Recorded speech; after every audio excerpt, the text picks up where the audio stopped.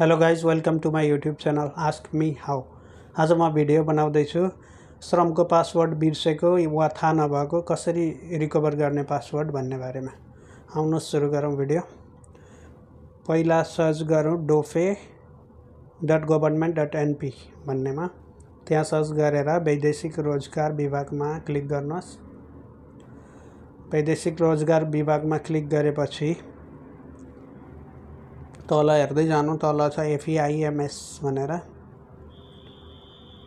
Online श्रम स्वीकृति। यसमा क्लिक गरेपछि अर्को पेज खुल्छ। त्यहाँ साथीले कमेन्ट गर्नुभएको थियो मेरो त पासवर्ड बिर्सेँ भनेर, अनि त्यही भएर कसरी रिकभर गर्ने भन्ने भिडियो बनाएको। यहाँ लगइन गरेपछि लगइनमा क्लिक गरेर आफ्नो पासपोर्ट नम्बर हान्नु। पासपोर्ट नम्बर हानेर 1 2 3 4 ट्राई गरौँ है त। 1 2 3 4 हाले, खुलेन। User name and password could not combination did not match भन्यो। भनेपछि पासवर्ड मिलेन। अब पासवर्ड नमिलेपछि अर्को उपाय के भन्दा, अर्को उपायमा अर्को पासवर्ड पनि ट्राई गर्दा नि खुलेन। फर्गेट पासवर्डमा क्लिक गर्ने। फर्गेट पासवर्डमा क्लिक गरेपछि आफ्नो पासपोर्ट नम्बर अनि नाम तल यो दिन्छ, तल क्याप्चा हान्नु दिन्छ। त्यो क्याप्चा जे लेखेछ त्यहाँ EAPAD, क्यापिटल स्मल लेटर अनि कुनैमा अरू क्यारेक्टरहरू पनि दिन्छ। जे छ एक्ज्याक्टली त्यही लेख्ने। त्यो लेखेपछि त्यहाँ अप्सन दिन्छ रिसेट युजिङ इमेल।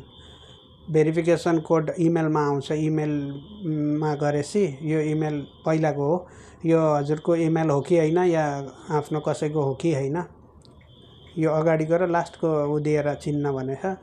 हो भने रिटाइप इमेल गरेर नेक्स्ट गर्ने, होइन भने अर्को अप्सन छ mobile number, reset using the mobile number. त्यहाँ मोबाइल नम्बरको अन्तिम 3टा डिजिट देखा, त्यहीबाट चिन्ने हो कि होइन।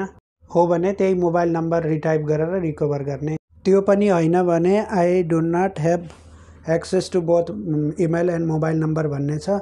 यसमा क्लिक गरेपछि अरू अप्सनहरू माग्छ। यो आफ्नो नयाँ इमेल एड्रेस दिनु अनि मोबाइल नम्बर आफ्नो दिनु, नेपालमा भएको भनेछ।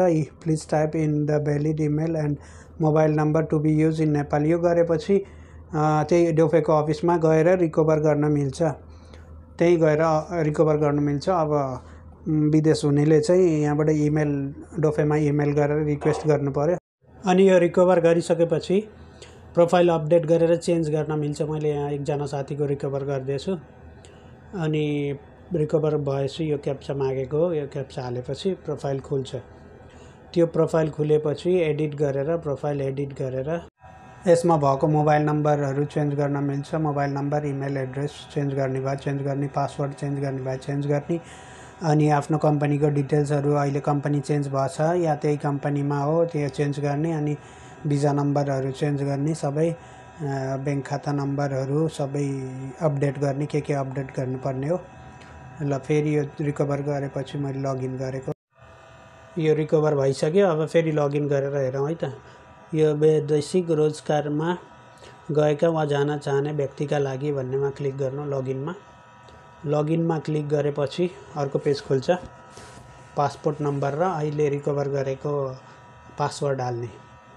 यहाँ पासपोर्ट नम्बर हान्नु अनि त्यो रिकभर गरेको अर्को पासवर्ड हाल्ने। पासवर्ड हालेपछि खुल्यो प्रोफाइल। यहाँ एडिट प्रोफाइल भनेर लेखेछ नि, यो भ्यू एडिट प्रोफाइल हो। यहाँ क्लिक गरेपछि यहाँ अप्सनहरू आउँछ, basic info, bank account info, family details info, work permit, अनि त्यहाँ डकुमेन्ट्सहरू अपलोड गर्ने सबै कुरा आउँछ। यहाँ एक एक गर्दै सबै अपडेट गर्दै जाने। अपडेट गरेपछि यसलाई सेभ गरेर राख्ने। सेभ गरेर राखेपछि यसमै रहिरहन्छ यो डिटेल्सहरू।